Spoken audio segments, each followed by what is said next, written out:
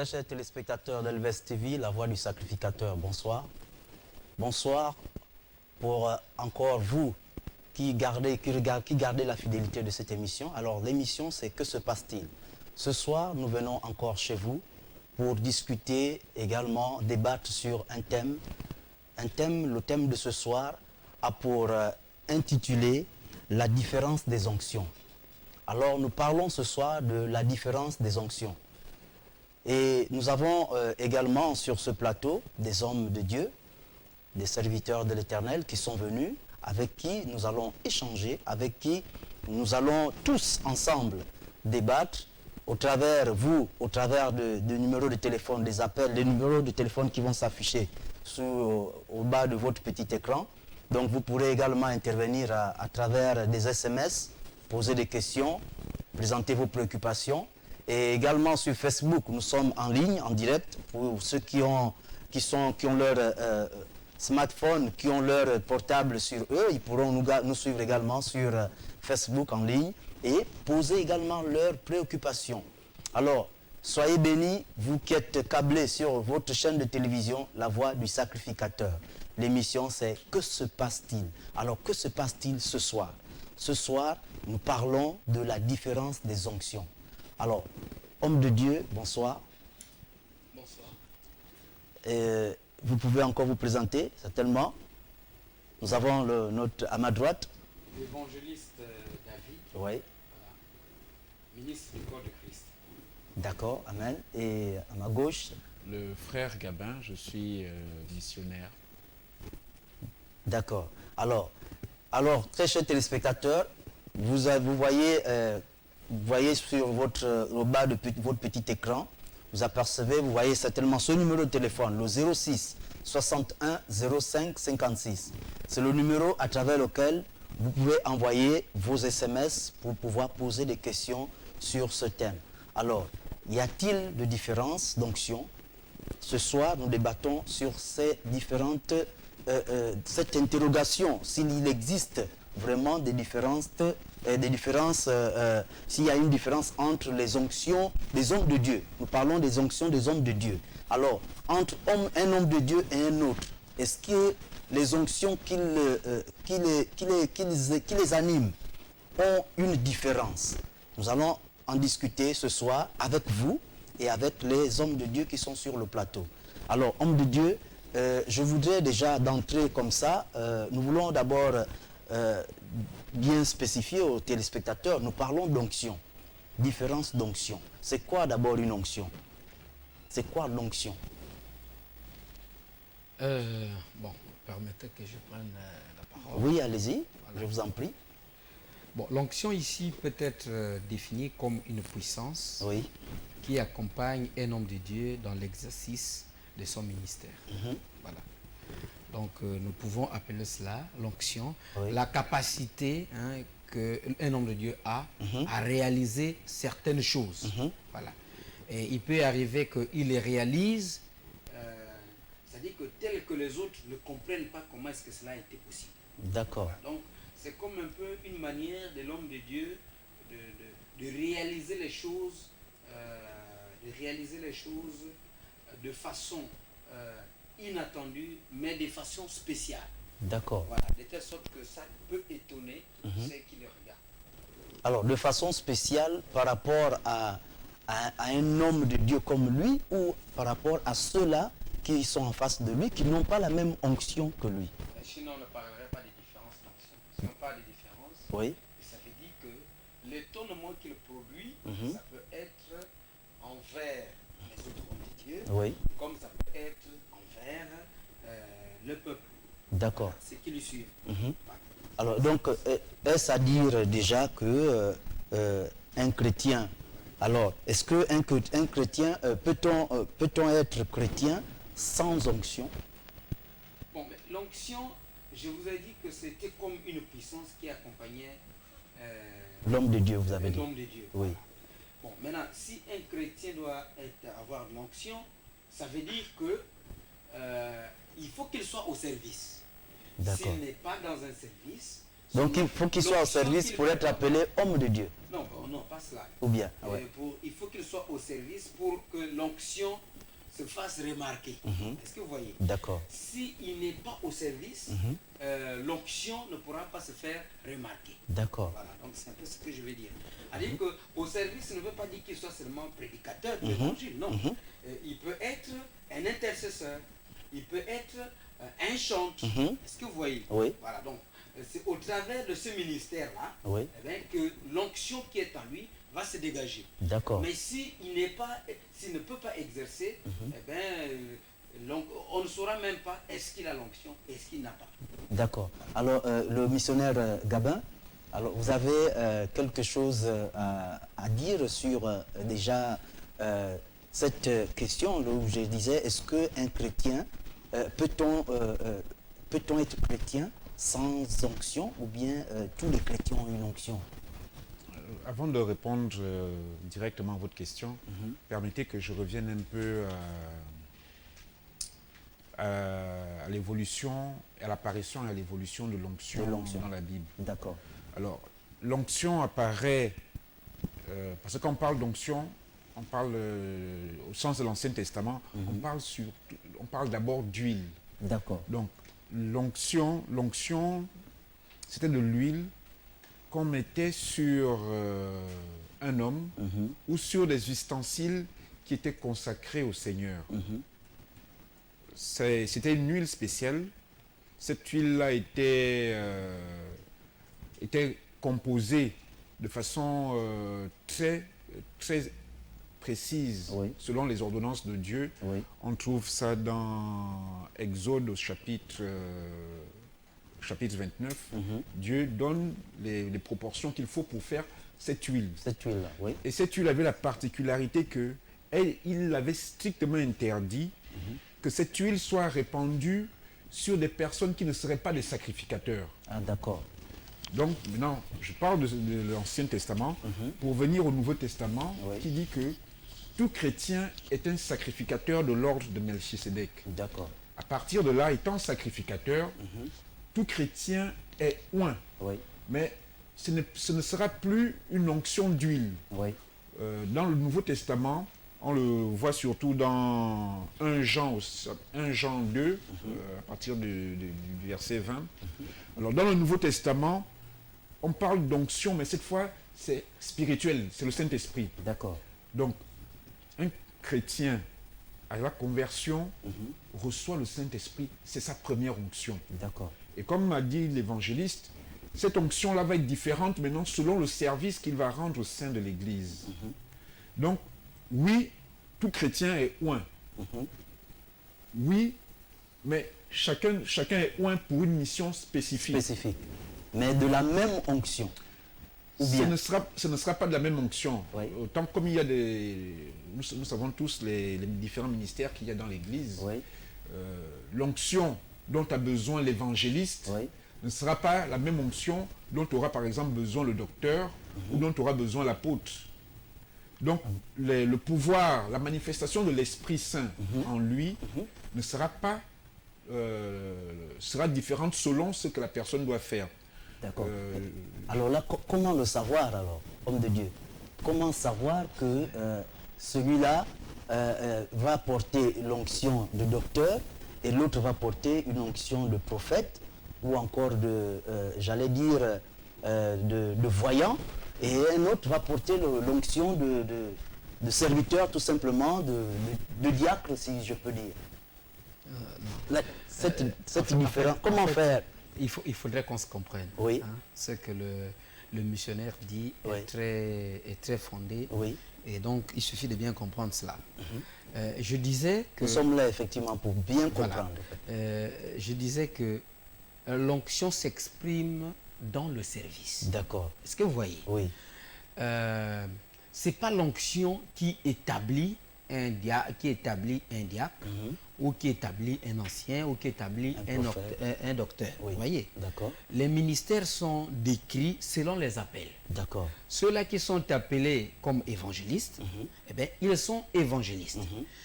Et ceux qui sont appelés comme pasteurs, docteurs, prophètes, voilà, ils sont appelés dans ces ministères-là. D'accord. Maintenant, dans l'exercice de leur ministère, c'est là où l'onction les accompagne. Donc c'est là où ils reçoivent l'onction.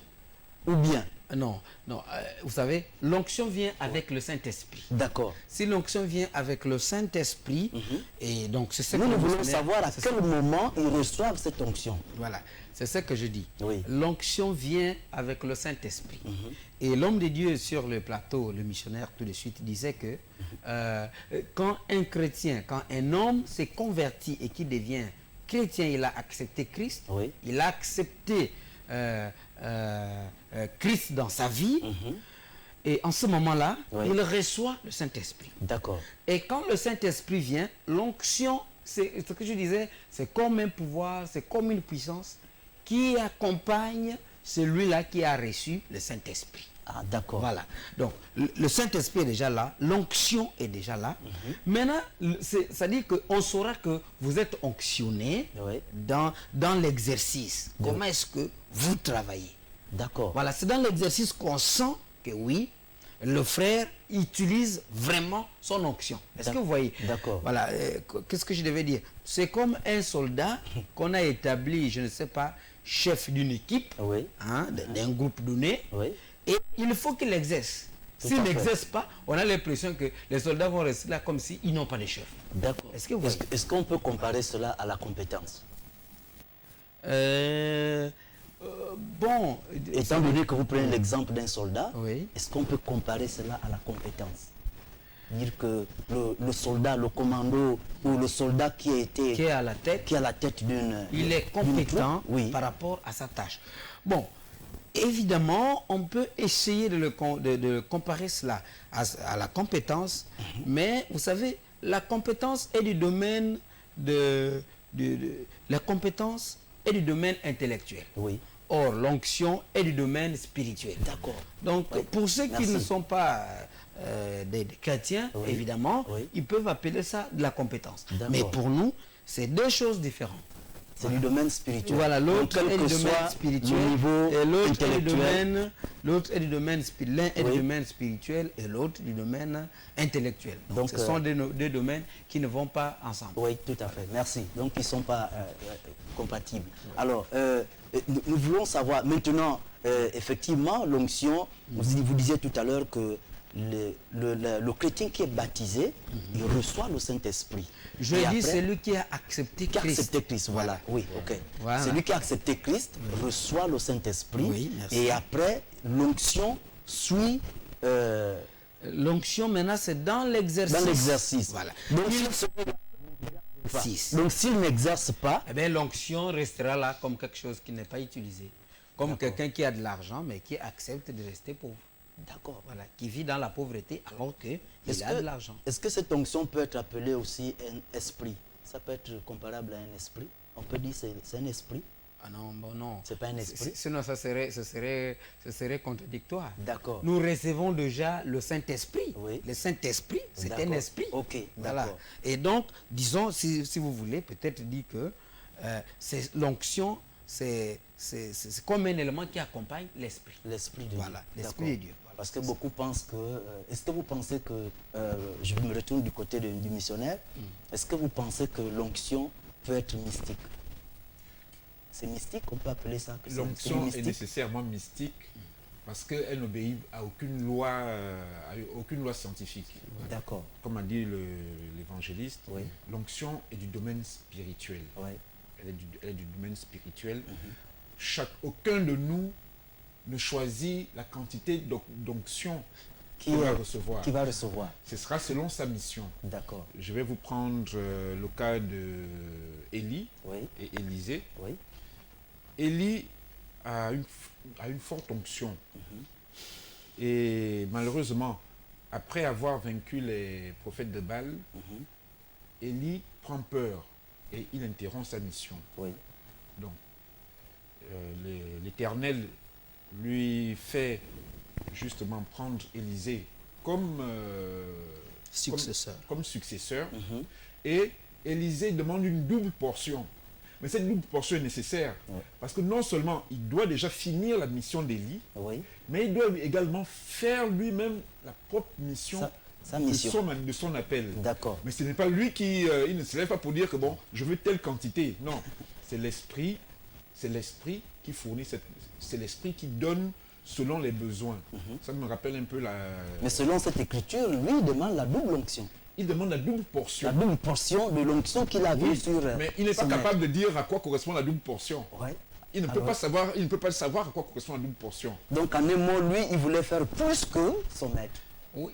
Certainement. C'est peut-être comme ça qu'il voulait c'est tout ce s'exprimer. qui s'imagine, hein. On Oui. parlait tout à l'heure de l'appel. Oui. L'évangéliste a parlé de l'appel. Élisée est caractérisé déjà par son zèle. On l'appelle, il est en train de travailler. Oui. Il interrompt son travail, il sacrifie les bœufs Oui. et il laisse tout poursuivre Élie. Et il est aussi caractérisé par sa fidélité. Il a un parcours initiatique qui l'amène à Gilgal, Oui. qui le fait passer par Bethel, qui le fait passer par le Jourdain, tout ça en fidélité. Oui. Et ensuite, il ne veut pas quitter Élie, au point qu'Élie peut, en toute confiance, lui transmettre ce que lui il a reçu. Mais, comme on disait, on a déjà un changement dans l'onction. Ouais. C'est-à-dire que là, on n'est plus, Élie ne lui aura pas mis de l'huile sur la tête. L'onction sera symbolisée par le manteau d'Élie. D'accord. Donc vous voyez que l'onction n'est pas forcément quelque chose de matériel. Le matériel qui vient Ça peut être de l'huile. à un mais- temps donné. Oui, nous ce qu'on voit, ce sera peut-être de l'huile. Oui. Ce sera peut-être le manteau. Oui. Mais l'onction est quelque chose de spirituel. Voilà. D'accord. C'est quelque chose de spirituel. On n'a pas connu quelqu'un de plus avec une plus grande onction que le Christ. Il Donc- avait reçu de façon spirituelle. Donc, pour, à vous entendre, pour recevoir l'onction, on n'est pas obligé de passer par une, comment je peux appeler ça, par une onction. une onction, une corne d'huile qu'on vous verse sur la tête, ou encore une imposition des mains. On peut recevoir l'onction même sans ces... La corne d'huile est symbolique. Oui. L'huile est symbolique. Mhm. Et donc on peut tout à fait recevoir. Je prendrai les disciples dans Acte 2 qui sont dans la chambre haute. Oui. Christ leur avait dit qu'ils recevront une puissance, c'est l'onction, Qui vient d'en haut. qui vient d'en haut. Oui. Quand ils l'ont reçu, c'était sous forme de langue de feu. Donc D'accord. on n'a pas nécessairement besoin d'un manteau ou de l'huile. Mhm. C'est d'abord l'onction est d'abord un acte et quelque chose de spirituel D'accord. qui est librement donné par Dieu dans sa souveraineté. Voilà. Donc, ici, nous allons rentrer dans un cas vraiment pratique. Nous avons des hommes de Dieu qui, lorsqu'ils organisent des événements dans leurs églises, par exemple, il y a un événement comme une croisade ou encore un séminaire, pour faire connaître, en fait, pour attirer un peu plus de personnes, ils font venir d'autres hommes de Dieu qui ont, d'après eux, qui ont une onction un peu plus élevée que la leur. Est-ce normal, est-ce possible que un homme de Dieu, je peux prendre un exemple, je suis homme de Dieu, vous êtes homme de Dieu, est-ce que nous avons les mêmes onctions? Est-ce qu'on peut avoir la même portion d'onction? Bon, Ou il y a une différence? Monsieur Kumba, Oui. je vais d'abord revenir sur une chose. Hein. D'accord. Dire que, enfin, c'est un élément que j'apporte par rapport à la question que vous avez posée, de Oui. savoir Mhm. est-ce qu'on a nécessairement besoin d'huile, tout. Non. L'huile ici symbolise la présence du Saint-Esprit. D'accord. Voilà. Et si vous parlez de la corne symbolise quoi? La corne symbolise la puissance du ministère que vous aurez à exercer. D'accord. Voilà. C'est pour cela que ces choses-là, ce sont des choses que nous devons comprendre. Oui, parce qu'il y en a qui Maintenant- disent, moi j'ai reçu l'onction par la corne et toi tu as reçu l'onction par la bouteille. Bon, Donc vous voyez, ça fait... vous savez, Ça crée... non, c'est comme quand vous envoyez vos enfants à l'école. Oui. Hein. Vous dites non, mais écoute, cette année, je vous ai payé tous les fournitures. Oui. Maintenant, vous dites, bon, tu dis par exemple, bon, celui qui sortira le premier, eh bien, je vais lui donner tel cadeau. Est-ce que vous voyez? Oui. Les enfants vont travailler plus parce qu'ils ont la promesse d'un cadeau à la fin. Mais ils ne travailleront pas plus parce que vous les avez achetés tous les cahiers. Est-ce que vous voyez? Oui. Donc c'est ce qui se passe. Le problème, ce n'est pas que on est plus puissant parce qu'on a reçu l'huile d'une corne ou qu'on a reçu l'huile d'une bouteille. Non, Oui. on n'est pas puissant à cause de cela. Parce qu'il y a des qui font des débats. Non, c'est vraiment l'exercice, la façon que vous exercez. Oui. Si vous mettez toutes vos pensées, vous mettez tous vos entendements, Oui. vous consacrez tout votre temps, Oui. vous vous mettez dans une position de zèle, vraiment pour l'œuvre de Dieu, Oui. eh bien, alors votre ministère va croître. Et c'est ce qui Et augmente. même si vous l'avez reçu, donc si l'onction que vous avez reçue, c'était par une bouteille, je Oui. vous assure que quand il y a le zèle, il y a la présence de Saint-Esprit, et vous marchez selon les Écritures, c'est-à-dire Oui. que dans la sainteté devant Dieu, Dieu vous accompagne dans votre œuvre. Ça va Vous ferez dominer des grandes celui choses. qui a reçu même Voilà. par la Maintenant, corde. c'est lui qui dira que bon, mais moi j'ai reçu par l'accord. Oui. Bon, ne travaille pas et on verra comment est-ce que le ministère va avancer. Alors, il y a un téléspectateur déjà en ligne qui nous pose cette question, une question. Il dit ceci. Dites-nous si l'onction a des dimensions différentes. Ah oui, mais déjà, bon, il y a un côté qu'on n'a pas parlé, hein. Oui. On n'a pas voulu s'étaler. Oui. Quand on parle d'onction, il n'y a pas que, quand on regarde dans la Bible, il n'y avait pas que les hommes de Dieu qui étaient oints. D'accord. Il faut dire, bon, Oui, dans l'Ancien ouais. Testament, parlons mieux, il n'y avait pas que les Lévites qui étaient, ou les souverains sacrificateurs Oui. qui étaient oints. Il y a aussi une onction qu'on Là, vous appelle voulez parler de l'onction royale. L'onction royale. D'accord. Oui. Hein, celle que celle qu'a reçue. J'allais vous poser cette question, Oui, que mais- c'est quoi l'onction royale? Oui, mais si vous ne posez pas la question et qu'on sent que c'est dans le débat, Et c'est nous, et on répond. c'est bon, ça fait bien que vous en parlez. Voilà. Effectivement. L'onction qu'a reçue Saoul, Oui. ou que plus tard va recevoir David, Oui. vous voyez, ça c'est l'onction royale. Royale. Ça c'est pour diriger le peuple. D'accord. Ça c'est pour être roi. D'accord. Maintenant, il y a l'onction que reçoivent les prophètes. Ok. Ça c'est pour être, dans l'ancien temps, on pouvait les appeler aussi des voyants. D'accord. Est-ce que vous voyez? Oui, oui, Donc, des ça, voyants. c'est une autre onction. Donc, évidemment, l'onction est multidimensionnelle. D'accord. Voilà. Ça Donc dépend de l'onction ce que vous royale allez faire. et l'onction du prophète. Ce n'est pas la même chose. c'est pas la même Sinon, Saoul ne pouvait pas aller chercher, avoir, jusqu'à aller fouiller une femme qui faisait remonter les morts pour savoir la volonté de Dieu. D'accord. Vous voyez, c'est cela. Parce que celui qui a reçu l'onction de la prophétie, c'est un voyant. D'accord. Est-ce que vous voyez? Donc, il le voit, il sait c'est quoi la volonté de Dieu pour son peuple. Mais celui qui a reçu l'onction du royal, donc l'onction du roi, donc l'onction royale, c'est pour diriger le peuple. D'accord. Est-ce que vous voyez? Mais toutes les fois qu'il sera dans les difficultés, il sera obligé d'aller voir celui qui a reçu l'onction prophétique pour savoir qu'est-ce qu'est la volonté de Dieu par rapport à son peuple actuellement. Mais dans le cas de David, Oui. est-ce que David avait uniquement l'onction royale? Ah mais oui, puisqu'il a dirigé. Il avait bon, peut-être on ne peut pas limiter, Puisque mais la parole nous l'onction dit qu'il a que reçue... David était serviteur de l'Éternel. Oui, mais c'est ce que dit la Bible. Oui. Mais l'onction qu'il a reçue, quand il a reçu l'onction, Oui. il l'a reçue en tant que serviteur de Dieu ou en tant que roi. Ah, d'accord. Quand le prophète Samuel. a été envoyé dans la maison d'Isaïe, Oui. l'onction qu'il a reçue, c'est l'onction royale. D'accord. Alors là, je crois que notre téléspectateur qui a posé la question, demandant dites-nous s'il y a quelles sont les dimensions, s'il y a des dimensions, dites-nous les dimensions des différentes onctions. Voilà. Alors nous croyons qu'il a reçu déjà un éclaircissement là-dessus. Alors, continuons déjà dans la même foulée. Oui. Nous parlions tout à l'heure, vous avez Ah, dit oui, oui. que avant de répondre à ma question, vous avez d'abord voulu éclaircir ce côté-là. Alors, parlant maintenant des hommes de Dieu qui organisent et voilà, des grands événements. Je et comprends puis- le sens de votre question. Bon, en temps normal, Oui. hein, quand un homme de Dieu à la tête d'une communauté organise un séminaire, une croisade, une conférence et fait venir un autre homme de Dieu, j'allais dire une autre personnalité chrétienne dans l'église. Bon, moi je pense que ça devait se faire dans le sens où on peut se dire que quand il y a beaucoup de bois, hein, là où, quand on fait un feu, nous savons que le feu devient quand même un peu plus grand. Est-ce que vous voyez? Donc moi je me dis qu'il vient pour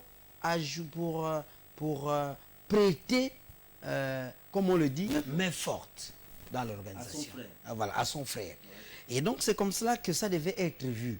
Mais ça ne devait pas être vu comme s'il y a une onction qui soit supérieure à une autre. Bon, maintenant, je prends un exemple. Oui. Si moi, bon, pas si, puisque je suis évangéliste. Oui. Je suis évangéliste. Un pasteur organise une campagne d'évangélisation. Oui. Bien qu'il connaît un peu dans l'évangélisation, mais s'il m'appelle, il a raison. Parce que dans l'évangélisation, je serai un peu mieux outillé que lui qui est derrière le troupeau. Parce que le pasteur, c'est un brebis, il reste derrière le troupeau. D'accord. Voilà. Donc, il pourra m'associer parce que je suis dans l'évangélisation. Comme quand je serai quelque part et que j'aurai évangélisé des âmes, et que dans ces lieux-là, je trouve qu'il y a une église qui est à côté.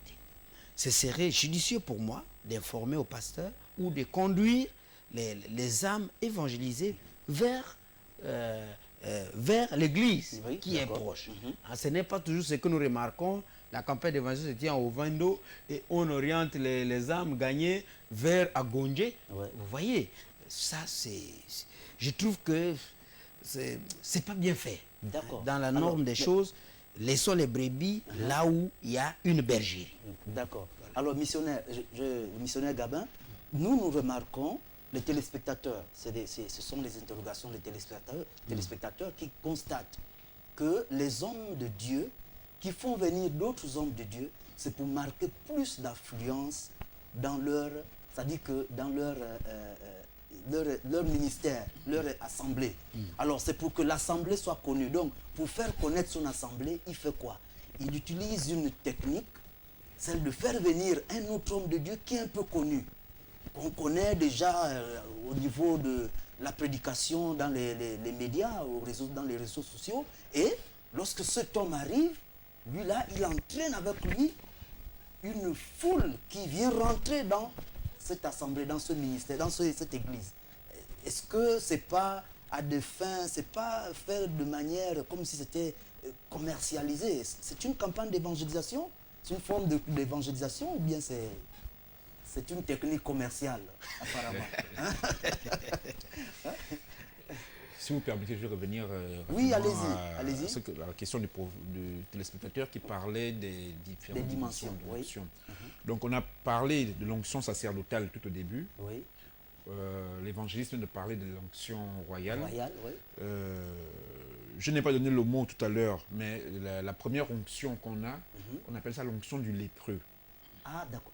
On voit dans Lévitique 14 que lorsque quelqu'un était atteint d'une maladie impure, pas seulement la lèpre, d'une maladie impure, il était chassé hors du camp. D'accord. Quand il y a une guérison, il fallait qu'il aille auprès du sacrificateur. Le sacrificateur allait hors du camp avec lui et constatait la guérison. Et en signe de purification, il était oint.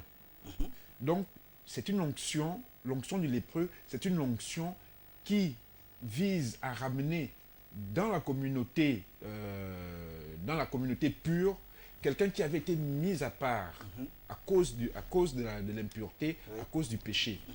Je prends encore, comme je disais tantôt, c'est toujours bien de partir de l'Ancien Testament.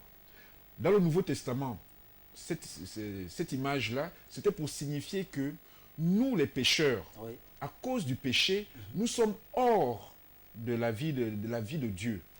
Donc, par le baptême, par une véritable conversion, on reçoit cette onction qui était synonyme de l'onction, qui est la même onction que recevait le lépreux. D'accord. Donc, l'Esprit vient avec la conversion et nous oint, et c'est comme ça que nous pouvons entrer dans la présence du Seigneur.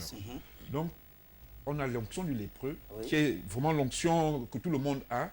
On a l'onction sacerdotale et l'onction royale qui viennent avec le niveau de service qu'on exerce dans la maison de Dieu. D'accord. Maintenant, je vais être un peu pragmatique aussi. Le plus important pour nous, c'est Avant d'aller un peu plus loin, le même téléspectateur, il dit encore ceci. selon vos dires, un voyant et un prophète ont la même dimension d'onction? Qu'on fasse bien attention, quand on parle de prophète, Oui. c'est quelqu'un qui est établi dans un ministère prophétique. D'accord. On peut avoir des visions, on peut avoir des songes, on est voyant. Mais est-ce dès qu'on est-ce a que la tête- voyant et prophète, c'est pas la même chose? Non. Le prophète, quand on parle de prophète, Oui. c'est quelqu'un qui est à la tête d'un ministère. Là, Oui. on parle de quelqu'un qui est à la tête d'un ministère, il est prophète. D'accord. Mais Il le est à la- voyant, Le voyant, vous et moi, sans être prophète, on peut avoir des songes, oui, on peut avoir des révélations. Ça Oui. ne fait pas de nous des prophètes. Ah, d'accord. Ça fait de nous des voyants. On n'a pas l'autorité. Christ ne nous a pas donné l'autorité pour conduire un ministère. Donc le voyant, Oui. l'onction du voyant n'est pas la même que celle du prophète.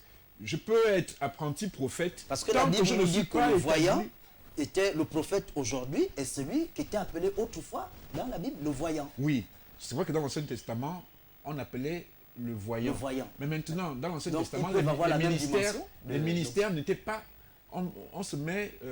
on n'est plus dans la même dispensation. Ah, Voilà. d'accord. Là maintenant, on est dans le Nouveau Testament, sous la grâce. D'accord. Les ministères au sein de l'Église, là il ne s'agit plus du peuple physique d'Israël. Oui, Au sein de l'Église, les ministères ont été déjà découpés. d'accord. Quand on parle de voyance, Ouais. quand on parle de prophétie, c'est le ministère du prophète. D'accord. On est voyant, mais tout le monde peut être voyant, tout le monde n'est pas prophète. Ok. Quand on est prophète, on est établi. D'accord. On est établi, on est à la tête d'un ministère. Oui. Et on peut avoir un appel prophétique, Oui, et attendre 5-10 ans avant d'être établi prophète. d'accord. Donc l'onction du prophète, Oui, on estime l'onction, là, l'onction, il faut voir l'onction pas seulement en termes de puissance, Oui. il faut aussi voir en termes d'autorité spirituelle. d'accord. L'onction du prophète, ça veut dire qu'il a officiellement, devant les hommes, après avoir reçu devant Dieu, Oui. officiellement été établi dans l'autorité d'un prophète. D'accord. D'accord. Donc, ce n'est pas le cas des voyants. Ok, nous allons marquer une pause et revenir dans quelques minutes, quelques instants. Alors, ne zappez pas, comme nous avons l'habitude de le dire. Gardez la position et parce que c'est vraiment important, c'est un sujet très riche. Alors, à tout de suite.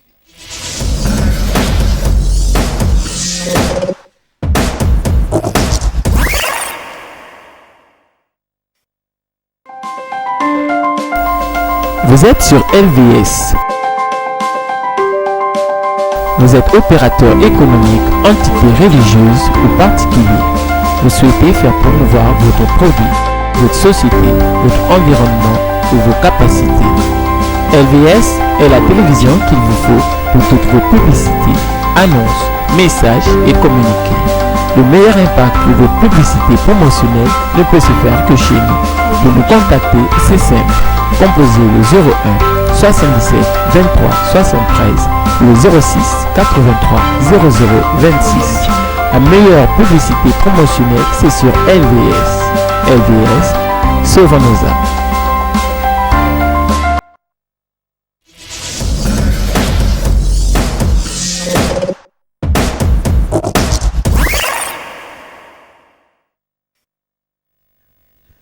Alors, très chers téléspectateurs d'Elves TV, bonsoir à ceux qui viennent de nous retrouver maintenant. Alors, c'est la suite, nous étions en pause, nous continuons avec le thème, ce thème qui nous parle de la différence des onctions. Alors, nous étions sur ce sujet où je parlais des hommes de Dieu qui font venir à l'occasion d'un séminaire qu'ils organisent dans leur assemblée, et ils font venir d'autres hommes de Dieu un peu plus populaires pour pouvoir faire connaître leur assemblée, leur église. Est-ce normal? Monsieur Oui. Kumba, Oui. c'est vous qui dites que ces hommes de Dieu sont trop populaires, ou bien c'est celui qui invite, qui vous a déjà dit Les un jour téléspectateurs, qu'il est populaire, que celui qui l'a invité est populaire. nous posons des questions ici qui viennent des téléspectateurs. Oui. Les téléspectateurs veulent savoir, Oui. pourquoi faire venir un homme de Dieu d'ailleurs alors qu'il y a des hommes de Dieu ici? Vous, par exemple, vous êtes ici, Vous ne posez pas la même question. mais vous voyez, Parce que si c'est c'est la même question. Il En y a- parlant de popularité, c'est-à-dire que Non, celui mais qui vient... mais il n'y a pas que ceux qui sont hors qui sont d'ailleurs. Oui. Je ne sais pas si vous parlez quand vous parlez d'ailleurs, vous faites allusion à quoi? ailleurs, hors de Libreville, hors du Gabon, hors de l'Afrique. À l'extérieur, donc je parle de l'extérieur du Gabon. Ok, donc ceux qui sont hors du Gabon. Hors du Gabon, voilà. Donc les hommes de Dieu, bon, on les appellerait comme cela étrangers. Oui. Non, mais qui vous a dit que les hommes de Dieu qui sont invités, par exemple ici au Gabon, sont les hommes de Dieu qui sont forcément populaires? Mais c'est ce que nous constatons. Non, ce n'est qu'un constat. Je vous Oui, assure c'est ce que nous il y en a constatons aussi qui parce que- viennent, qui ne sont pas aussi assez connus. Parce qu'apparemment, on dirait que ceux-là qui organisent ces événements, Oui. lorsqu'ils les organisent avec ceux qui sont sur place, Oui. ils constatent qu'il n'y a pas plus d'affluence. Alors, qu'est-ce qu'il faut faire?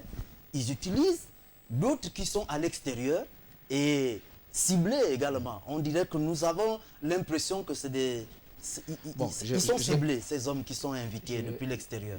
Je vais donner une esquisse de réponse. Oui, pour dire allez-y. tout simplement que, Monsieur Kumba, Oui. là où vous êtes, si tout de suite vous voyagez pour aller dans votre propre village, vous pensez que vous aurez la même fréquentation quand vous arrivez comme ceux qui y habitent?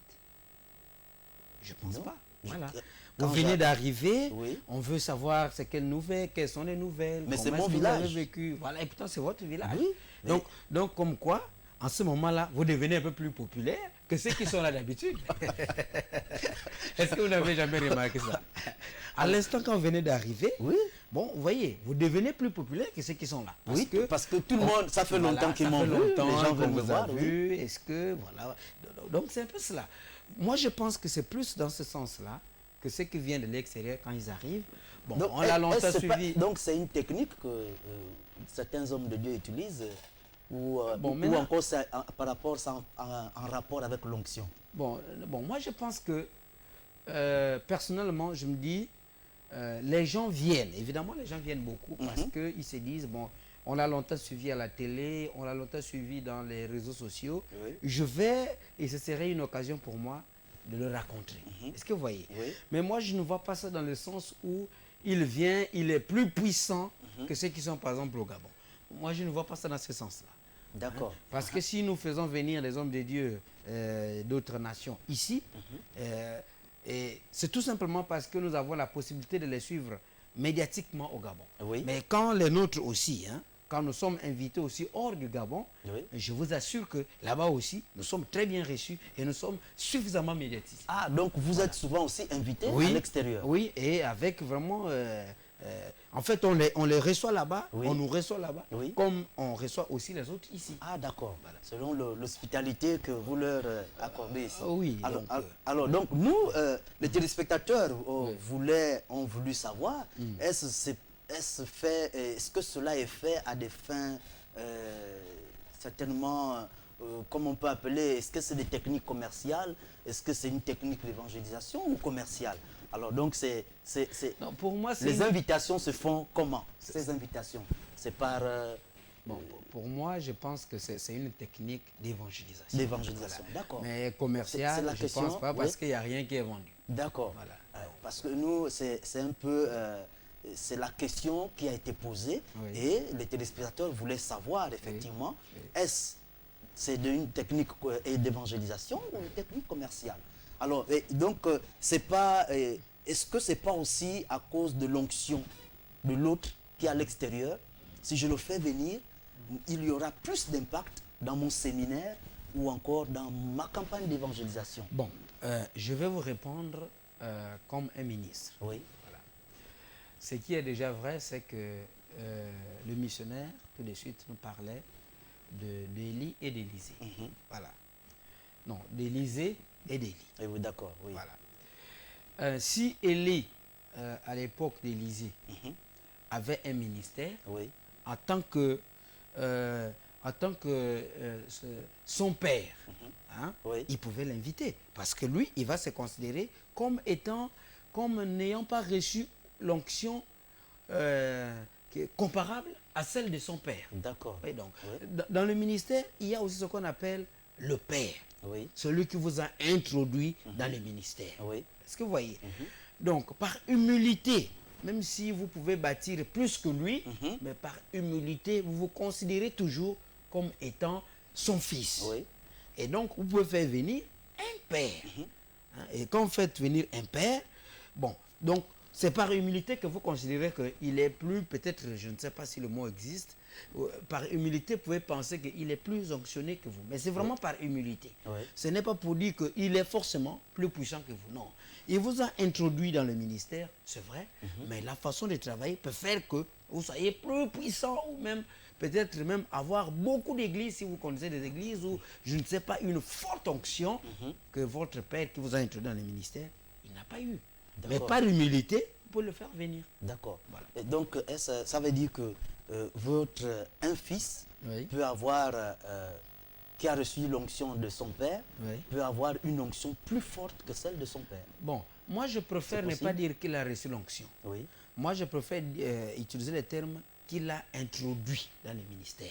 Le père qui l'a introduit dans Voilà. le fils dans Parce que l'onction, en dehors du côté visible, les missionnaires le disaient, hein, Oui. en dehors du côté visible que nous voyons, l'huile, comme vous avez dit, qui peut Oui. être versée au travers une bouteille ou au travers, je ne sais pas, Une corne. Une corne. Oui. Ça, ce n'est qu'une partie visible. D'accord. Mais la partie invisible, c'est la partie que donne le Saint-Esprit. D'accord. Voilà. Il n'y a que lui qui jauge la Voilà. quantité. Donc c'est pour cela que je préfère dire introduire. D'accord. Demain, M. Koumba, si vous êtes en Christ avec moi, je sais que vous êtes en Christ avec nous, Oui. si vous êtes établi ministre, Oui. on va vous mettre de l'huile. Bon, ce n'est qu'une façon de vous introduire dans le D'accord. ministère. Je- Mais l'onction que vous allez utiliser, Oui. eh bien, viendra du Saint-Esprit. Ah, d'accord. Moi, je croyais que... Je regardais, je voyais déjà si, comme vous l'avez dit, Oui. c'est une grâce déjà ou une bénédiction. Si demain on venait à Il n'y a pas de souci, m'établir il suffit de ministre, travailler. donc que je ne choisisse pas l'onction de la bouteille ou l'onction de la corde. Non. C'est- Mettez-vous seulement à En tête, travailler sérieusement, D'accord. zéler dans l'œuvre de Dieu et à garder la sanctification pour qu'à chaque moment, que Dieu ait toujours des choses à vous communiquer. D'accord. Dieu a Alors, toujours à je vous voudrais me retourner vers le missionnaire. D'accord. Vous nous parlez tout à l'heure de l'onction de lépreux. Alors là, je voudrais poser la question, mais l'onction qu'avait reçue le fils, je vois, les fils d'Aaron, la parole nous dit dans le livre Je parle de Lévitique. de Lévitique, oui, que les fils d'Aaron reçurent une onction de sacrificateur.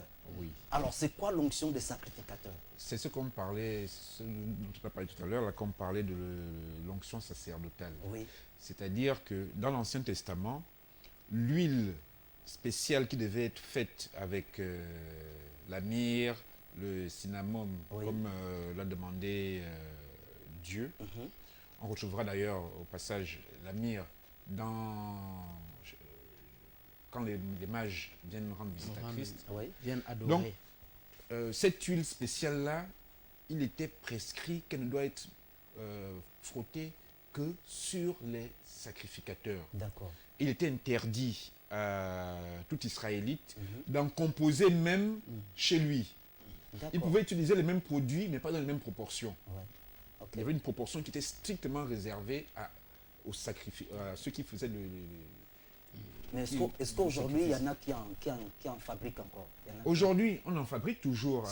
Selon les oui, prescriptions oui, de... Puisque oui. c'est biblique. Oui, le judaïsme, dans le judaïsme, oui, on en fabrique toujours. oui. Et Avec de la myrrhe et tous oui, les toujours. détails là. Et je sais que mais j'ai oublié l'adresse à Mais est-ce Paris. que ça a la même puissance que l'huile simple qui a été bénie, l'huile d'olive simple, sans la myrrhe, sans... On arrive maintenant à une deuxième chose. Oui, Là, on est en train de parler de choses que Dieu a instituées, oui, qu'il a sanctifiées. d'accord. Alors, n'allons pas courir acheter ça, parce qu'il a dit lui-même Oui, que si un étranger, si cette huile-là était frottée à un étranger, oui, ce serait au péril de la vie de l'étranger. d'accord. Donc, ne nous amusons pas parce que c'est écrit dans la Bible et qu'on peut aller en acheter à la légère. Ouais, waouh. Parce que effectivement, ce Premièrement- que vous dites, c'est vraiment sérieux. J'ai assisté à une croisade, une croisade où il y a un homme de Dieu qui avait cette huile-là. Il disait qu'elle était mélangée, elle était faite depuis Israël, avec de la myrrhe et tous les détails, tous les éléments possibles. Mais elle était vendable au coût de 9 000 francs. Il fallait avoir 9 000. Mais il faut bien se renseigner. Oui. Comme j'ai dit tantôt, on peut avoir les mêmes ingrédients, Oui, Ouais. mais ne pas avoir les proportions qui sont strictement réservées au sacrificateur. D'accord. J'espère que nos amis Qui en du judaïsme Ouais. ont pour réputation d'être très rigoureux. Ouais. Je me demande s'ils ont vendu l'huile destinée au sacrificateur, s'ils la vendent à tout le monde. Est-ce normal qu'on la vende même d'abord? Mais c'était pas composé à des fins C'est pour ça que je dis que commercial. Voilà, donc il y a c'est une pas huile évident. qu'on peut vendre à des fins commerciales. Elle aura la même odeur, Oui. mais elle n'aura pas les mêmes proportions Ouais. que celle qui est réservée au sacrificateur. D'accord. C'est une première chose. Oui. Une deuxième chose, c'est que l'apôtre Paul a attiré à plusieurs reprises notre attention sur la judaïsation. Nous sommes chrétiens, Oui. nous n'allons pas nous remettre sous la loi comme des judaïsants. Non, D'accord. nous sommes en liberté, fils de Dieu Oui. par l'Esprit. On n'a plus besoin de l'huile de l'Ancien Testament Oui. pour avoir l'onction du Saint-Esprit. On a besoin de foi. C'était pour... je rebondis et je reviens sur nos frères Oui. en Christ qui font venir... Oui, oui. Des hommes de Dieu Des un hommes peu de plus, Dieu. plus puissants. Ou je ne sais Et j'invite vraiment mes frères en Christ à avoir une approche de foi. Une approche de foi. Il ne faut pas avoir une approche de spectacle. De spectacle, parce qu'on disait il est populaire. pas. Oui. Non, nous ne devons pas avoir une approche de spectacle. On doit avoir une approche de conversion. D'accord. Si on fait venir un homme de Dieu qui a un fort ministère prophétique, Oui. je pense que naturellement les premières personnes intéressées, ce seraient les prophètes. Oui. Parce que même dans les prophètes, il y a des niveaux. Il y a les prophètes des nations. Un prophète des nations Oui. ne prophétise pas au même niveau que le prophète local. D'accord. Voilà. Donc le prophète local a intérêt, quand c'est un prophète des nations qui arrive, Oui. il a intérêt à aller recevoir un enseignement D'accord. de ce genre. Oui, là c'est une démarche de foi, D'accord. c'est une démarche pour le service de Dieu. Donc quand le prophète des nations arrive, lui, il vient pour enseigner les autres qu'il oui, vient. parce qu'il a son niveau de prophétie est au niveau des nations. Des D'accord. nations. Ce n'est pas au niveau local. D'accord, oui. Ce n'est pas au Donc niveau là, local. là, c'est effectivement c'est un problème maintenant de dimension. De niveau. De niveau, voilà. Voilà. Oui. Donc, effectivement, ça a un sens. Oui. On fait venir un prophète des nations. Oui. Là, ça a un sens pour les autres prophètes D'accord. d'aller s'instruire. Oui. Il Bon, profite de l'expérience de l'autre. voilà, Oui. il profite de l'expérience de l'autre. Oui. Mais je veux dire que c'est... Nous sommes là pour nos âmes. D'accord. Ce n'est pas pour le spectacle. Oui. Si on va rencontrer un homme de Dieu, on doit aller d'abord rechercher le salut, rechercher une parole qui nous touche. D'accord. Mais si on va pour dire que c'est tel homme de Dieu qui passe à la télé, non. Ouais. On va y aller comme... un peu comme quand le chien poursuit la voiture. Une fois qu'il a rattrapé la voiture, qu'est-ce qu'il en fait? Il ne peut rien faire d'autre qu'aboyer sur Aboyer, place. oui. Ou comme les foules qui suivaient Jésus. Voilà. Hein, ils étaient là et chacun gardait ses problèmes. Et ils étaient contents de voir seulement le spectacle. Non, un tel a touché les vêtements de Jésus, il était guéri. Jésus a parlé à un tel et puis il a recouvert la vue. Vous voyez, ils se contentaient de cela. Mais D'accord. qu'est-ce qu'ils ont gagné? Rien du tout. Alors, homme de Dieu, est-ce que l'onction, il ne nous reste plus que peut-être 4 minutes ou 5, est-ce que l'onction enseigne? L'onction enseigne parce que je crois il y a un passage dans la Bible qui dit que celui qui a l'onction, c'est-à-dire que lorsque vous avez l'onction, vous n'avez plus besoin d'être enseigné, de recevoir un enseignement de qui que ce soit, mais plutôt vous recevez l'enseignement de l'onction. Est-ce que mais l'onction... non.